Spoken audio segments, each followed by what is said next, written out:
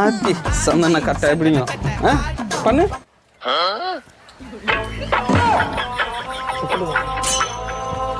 என்ன இது? கரெக்டா என்ன பாரு, போக்கஸா பார்க்கணும்.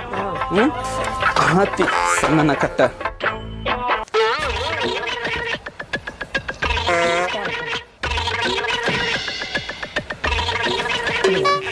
குடுமி மட்டும் தனியா ஆடுது. ஆடுற குடுமி பிச்சு தூக்கி எரிஞ்சிருவேன். சரியா? ஆத்தி சந்தன கட்டை பார்த்தோம். பூனை கட்டை ஆத்தி அப்படிங்க.